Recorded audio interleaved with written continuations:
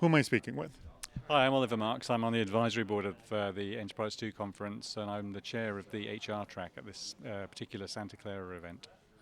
And people who use Dice are very intrigued with some of the stuff that was coming out of your track, specifically, different ways people were, using, I guess, social media to make better connections with companies and also within an organization to, move up the career ladder. What were some of the sort of outstanding points you were really impressed by?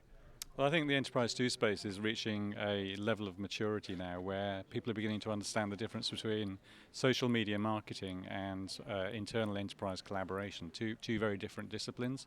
So one of the points I made on the main stage here yesterday was that, citing an example, if you and I are working at a pharmaceutical company and our job is to create a cancer drug, the deadline is next week, we're going to be pretty fed up if we walk around the cubicles and see people using Facebook and social media, Twitter and so on and so forth, to interact with their friends and so on and so forth, because it's going to have an impact on their efficiency at work. If, on the other hand, we are working in Harley Davidson's social media marketing department, our whole goal is to get people to break off from their work and look at the Facebook Harley Davidson page. So there's a bit of a sort of a collision of two industries here, and the word social media is very similar to the word multimedia 10 years ago, where there was a whole bunch of different disciplines and technologies all munged in together under the central rubric of multimedia. We have the same thing, or have had the same thing with social media until relatively recently as this space matures.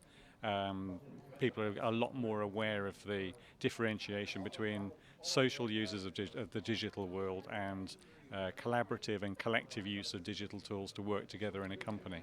So I think, from a DICE perspective, from a job user perspective, social job searching, it's very important to really think about those sort of concepts and understand the different ways of using these tools. Whether you're using them as an individual for your social life or you're using them to further the goals of a company. Two very different objectives. That's a really interesting point. So, if I'm looking for a job in a biotech firm and they're, having a situation where nobody can use social media, then is my ability to engage with them using these tools just an impossibility? So this is the interesting thing. It depends so much on your job function, as I was just saying. If you are applying to be a pharmacist in a drug company, the expectation is that you won't use the internet extensively in your job, apart from to find relevant knowledge and resources and subject matter experts in your field. Whereas if you're joining that job from a marketing perspective, to my previous point, then you're expected to use the internet. So if it's all locked down, which it is in a lot of companies with tight compliance and regulatory requirements, pharmaceuticals is a good example of that, chances are you won't be able to use those tools and technologies as part of your job, but you will be using internal collaboration technologies which have been selected to meet the goals of the company. Were there any examples that came up either in this conference or you've heard before of companies that are very free and open about their employees using social tools, and as a result, they've seen huge benefits in terms of hiring from outside, not having to spend money on traditional recruiters? I mean, what have you heard? It's really straightforward. I mean, if we are running a company together and our decision is that we're going to triple the size of the company in the next 2 years, and we need to find, 2/3 more employees in a very short frame of mind, then you have to leverage the internet, Dice, Facebook, obviously LinkedIn, all of these tools to ramp up and find the right staff. And at that point, you open up and become a very open company. If you are only hiring 3 people in the next year, or you're even downsizing, then the need to allow people access to LinkedIn may actually be discouraged because you don't want people looking for jobs because the company is not doing very well. So there's all these parameters are basically hinged on the premise of what the company's core direction is and where they want to go. That you pick appropriate tools to achieve appropriate goals.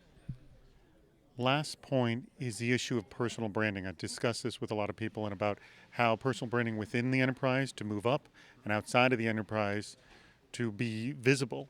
Have you seen any good examples or can offer some good tips to improve your personal brand? It's a really tricky one, that, because it's clearly essential, especially if you've been locked into the same job for 7 years and you've been working really hard within the restrictions of a large company. It's quite hard to actually build out an online, brand, as you call it, an online personality, whatever you want to call it. Um, Good examples that there are independent people who perhaps who you can find online very, very quickly and who have tremendous brand presence. That doesn't necessarily translate well if you're an employee of a company. um, Good examples, I think, are to map to the need. This is a fairly predictable response, I suppose, but to map to the needs of the job market. So if you're selling yourself as a middle manager in this pharmaceutical company I keep bringing up, it's a great idea to have an online brand or personality which matches that job role, rather than appearing to be some superstar who is in Paris next week on a social media junket and flying around the planet and doing goodness knows what, which is not applicable to the job that you're actually seeking.